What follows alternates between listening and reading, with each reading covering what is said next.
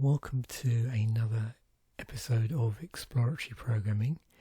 In this one, I'm just going to be going through a program or a programming exploration in Python, and also stuff to do with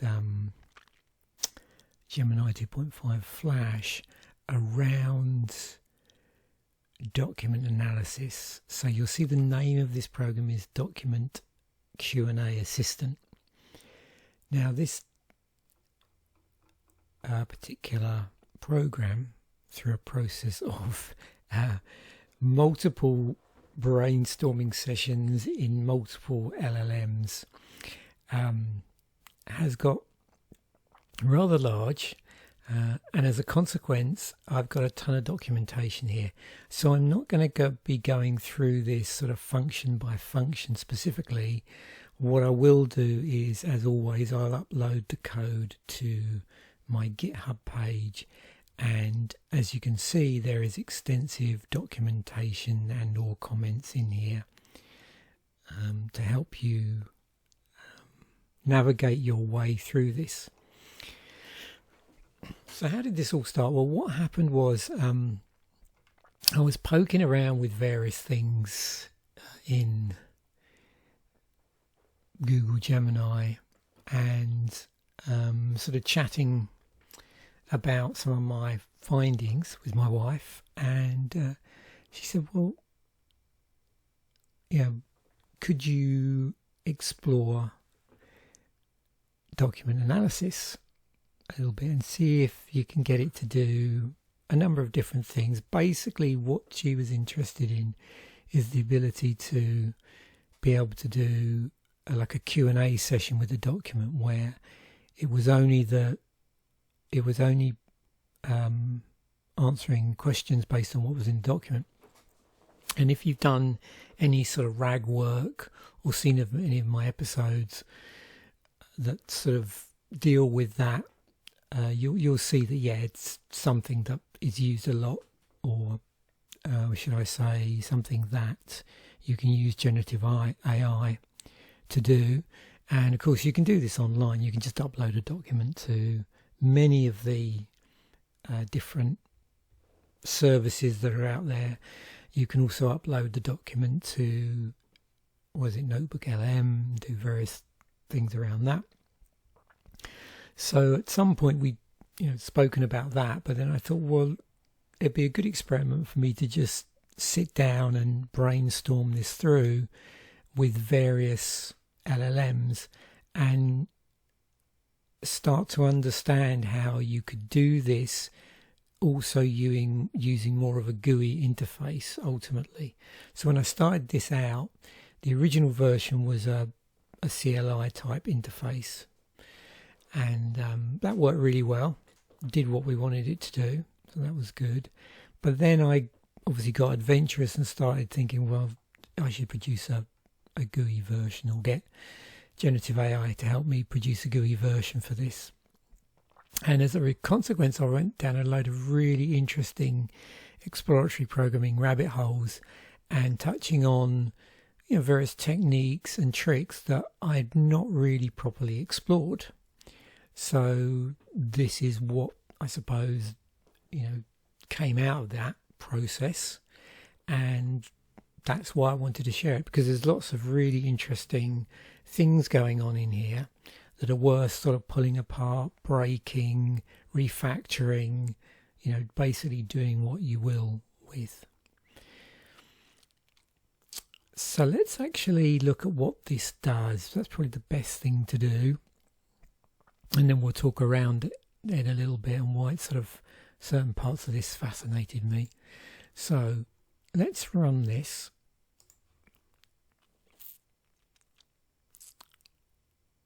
He says, oh, there it is.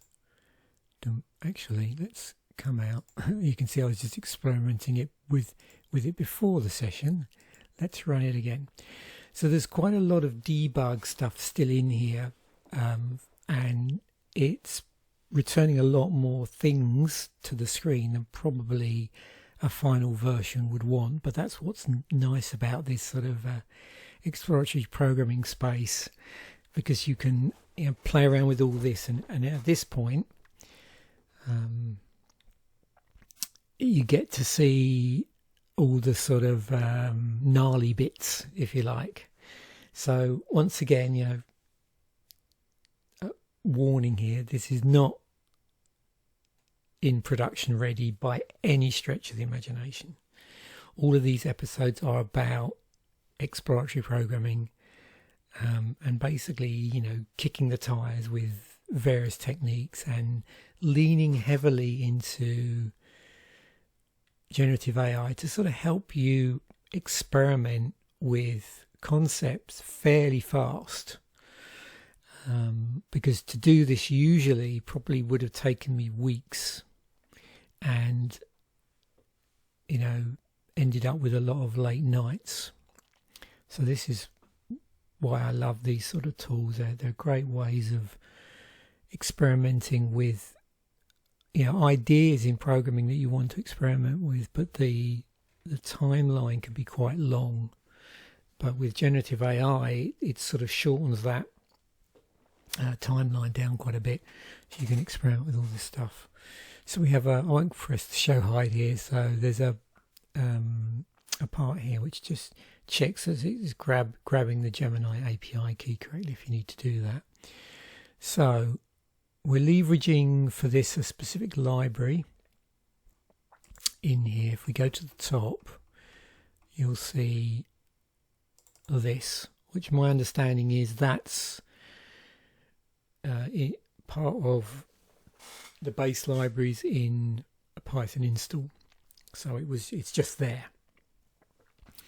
And every time I've played around with this in the past, I don't ever remembering have to pip install this. However, there are other things in here that do have to be installed. And what was interesting is, through a process of brainstorming, I was sort of reintroduced to this concept of being able to leverage multiple different libraries, potentially based on what you might have already installed.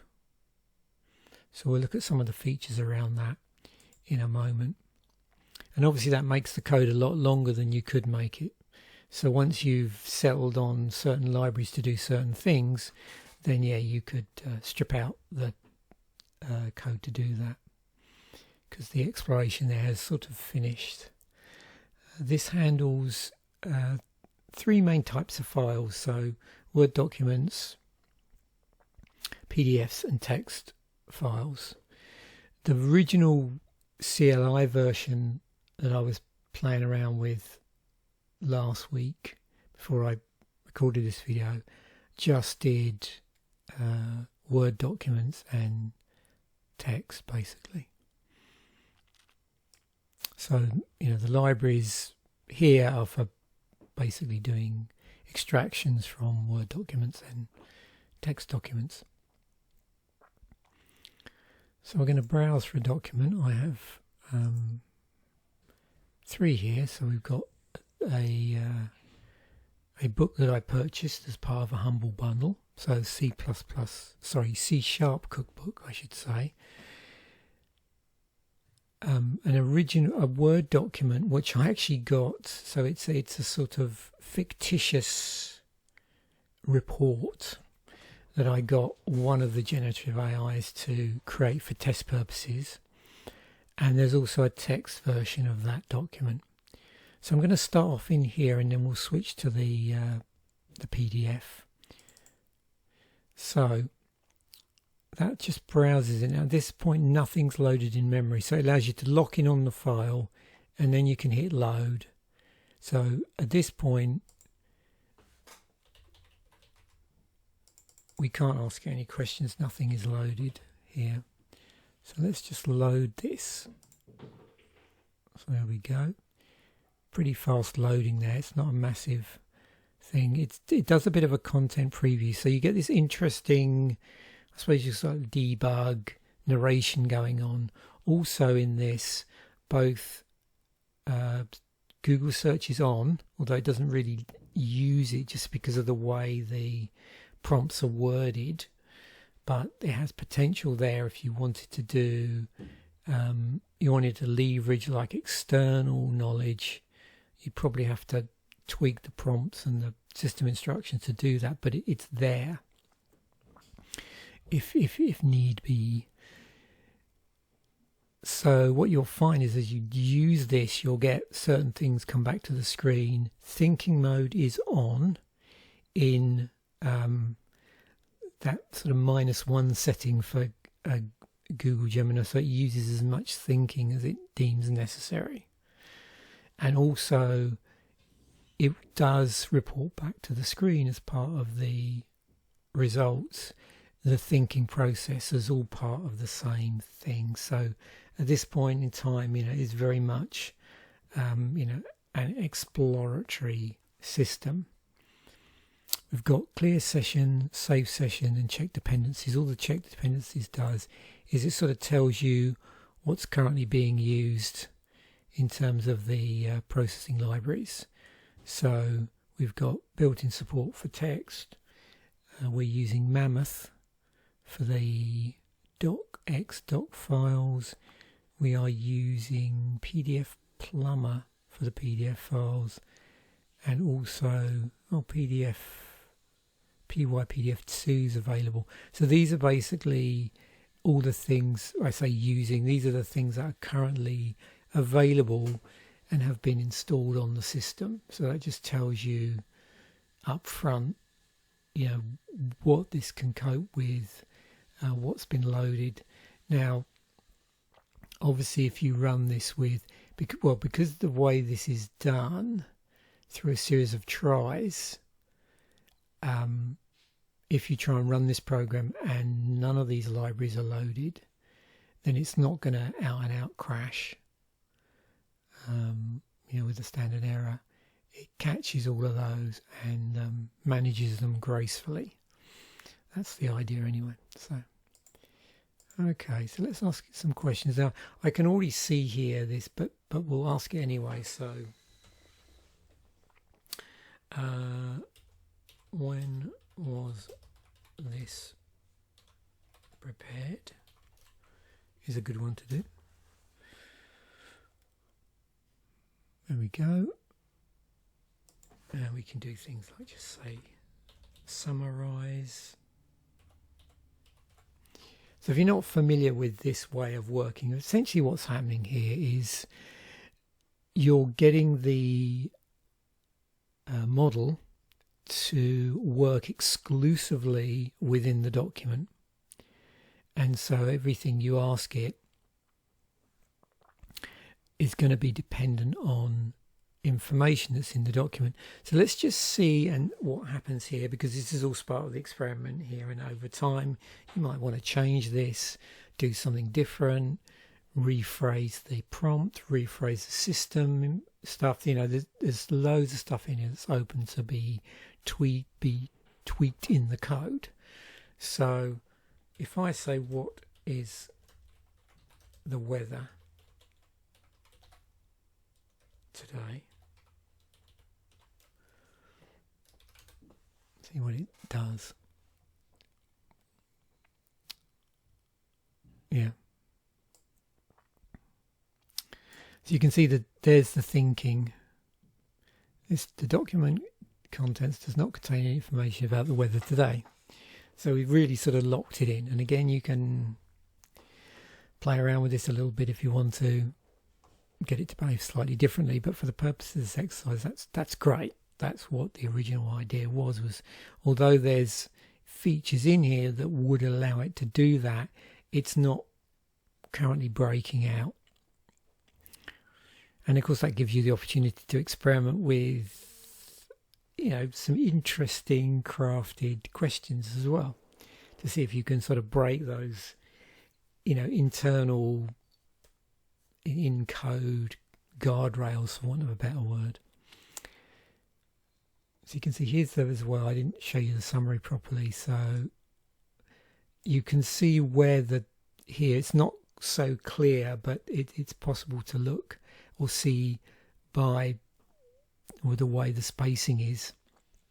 And of course you could put stuff in the code to make this clearer. So we've got a thinking bit here, and then we move into the actual summary there. And I can go save the session, and we'll just put this in the response data folder. So you can see I've been playing with this on and off a little bit. Mainly this, well, yeah, a couple of days ago, and then let's just use session 4. Originally I had it doing, like, creating its own date stamps and stuff, but I find this is a little bit more flexible, being able to sort of browse and load and all that sort of stuff.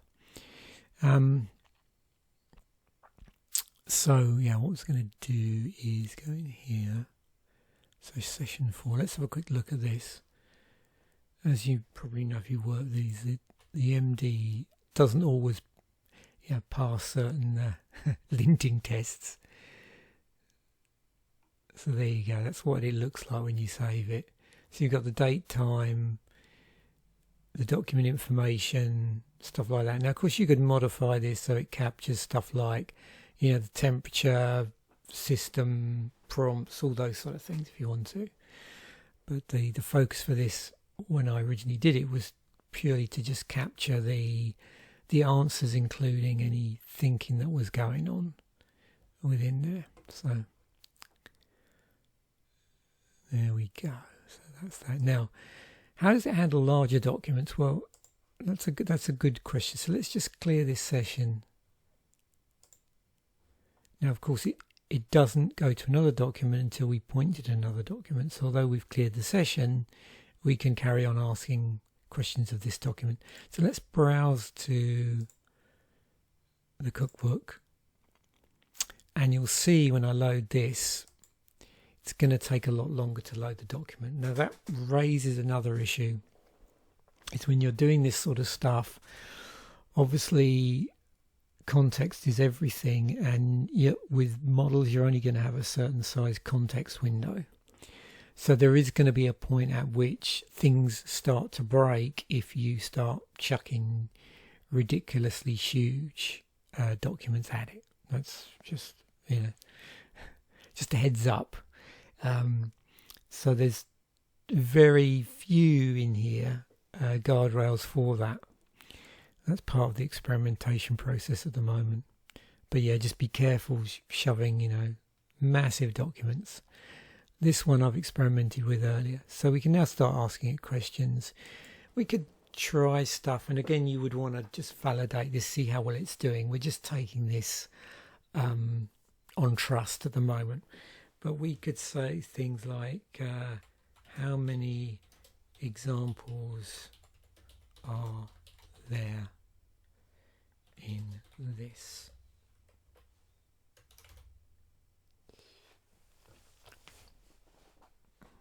And again, you can experiment with being as vague as you like, just to see how it handles stuff like that.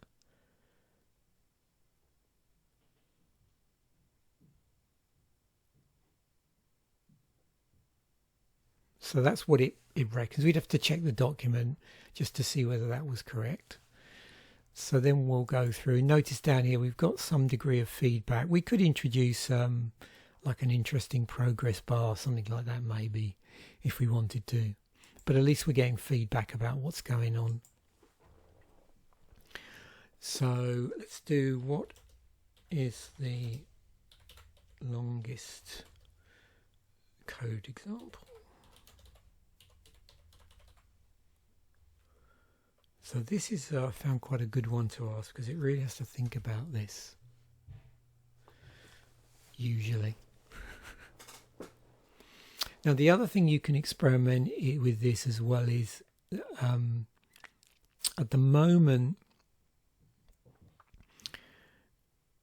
from the front end, this is from the front end, there isn't really much context, if any, well there is any context, beyond the current question you're asking and the contents of the document. Now you can change that so that it builds up a bit of previous knowledge within the prompt, how you do the prompt, to aid with that. So it has sort of some past knowledge of the questions you've asked. And there's various ways you can do that. What we did notice when we were experimenting with this is that there is some degree of caching going on, as is the case with a lot of these models, in the back end. And so sometimes asking questions which involved some earlier interpretations were successful, but I would need to dig deeper to find out what are the origins of that before really sort of commenting properly on that. So it reckons that's the longest one. So what we could do is, let's try this. Show me the code for, what do you reckon?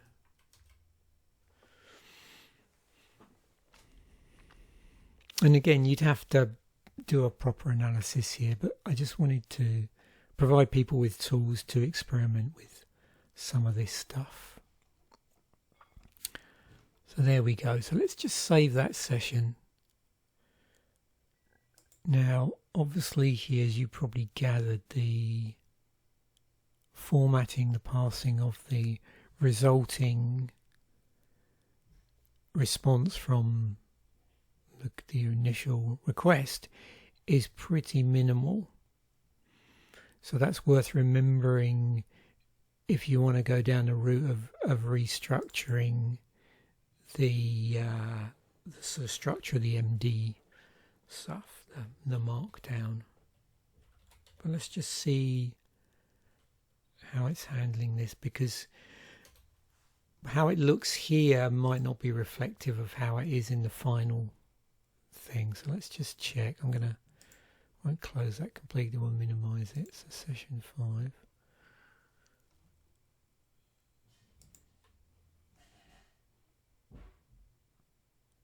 There we go.